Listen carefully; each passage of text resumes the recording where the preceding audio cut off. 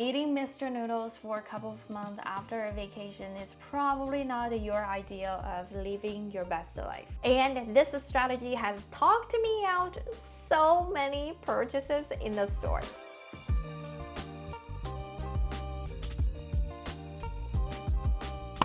Hi, my name is Yachi.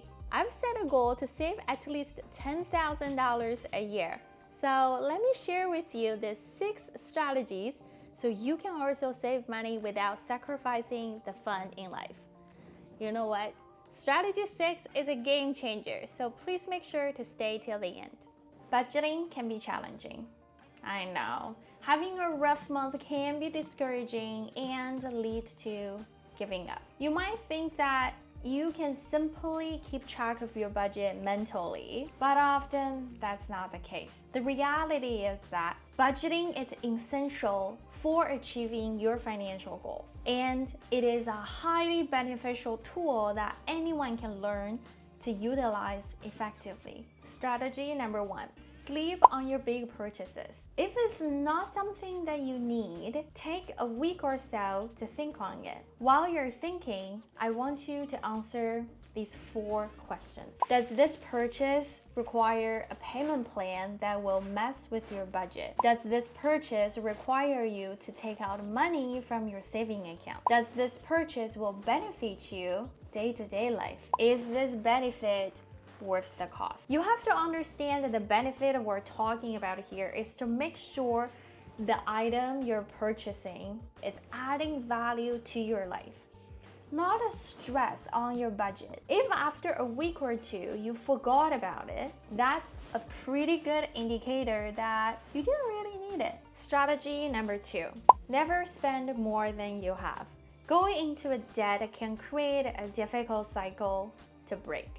You may end up paying more in interest than necessary if you just had waited or saved up instead. If you can't afford something, put it off for the next month or in a couple of months. Let's say you wanted to go on a vacation. Plan for it. Save regularly so it doesn't throw off your budget. Eating Mr. Noodles for a couple of months after a vacation is probably not your idea of living your best life. The mindset here is save, then spend. Not the other way around. Not spend, then pay it off. Strategy number 3. Try a no-spend challenge. From time to time, maybe 1 week every 3 months, try a no-spend challenge. The idea is a commitment to not spend on anything that is not necessity. You can do no-spend challenge for a week, a month, and you know what? Maybe a whole year. It might seem intense, but it is a remarkably effective way to shock your system, change your spending habit, and change your mindset around money. A story of mine, in 2021, I did a whole no spending challenge on clothing for the whole year. And you know what? It kind of became a habit. I don't have a need to shop around all the time anymore, and I definitely do not have the crave to chase the trend. Strategy number 4, plan your meals. I can't say enough of this in my channel. For people who watch this video, I am also going to link eating in versus eating out video in the description below. Please make sure to check it out. That's the challenge, or you can say an experiment that I did 1 week eating out versus 1 week eating in. I also outlined all the benefits and drawbacks from both scenarios.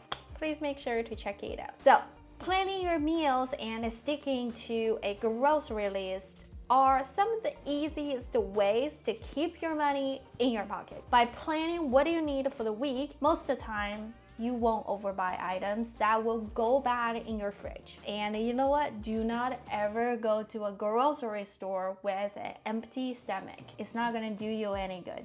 Strategy number 5, pay yourself.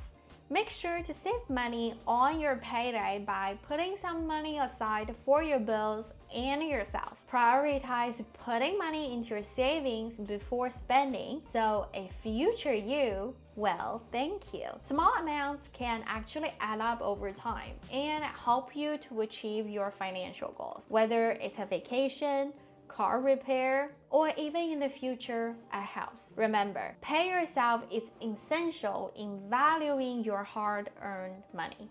Strategy number 6. This is the most important strategy, and I really want you to listen carefully. And this strategy has talked me out so many purchases in the store. The strategy is called connect your spending to your work. So, you put in the effort to earn money, but when you spend it, you might not think about the hard work that went into making it. For example, you buy a $100 pair of shoes without considering the labor behind it. However, if you calculate the hours of work needed to afford those shoes, you might see their value differently, and most of the time, you probably don't want to buy them anymore. Let's have a simple math here. A pair of shoes is equal to $100.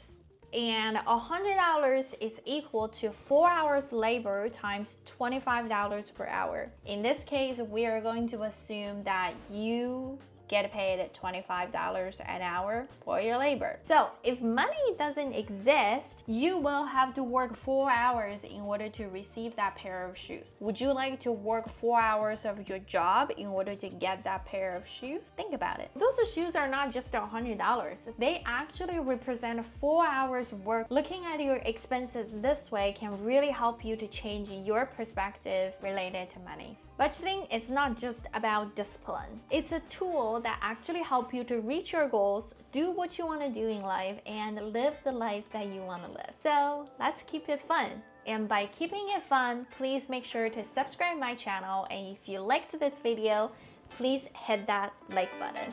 Until next time, happy days.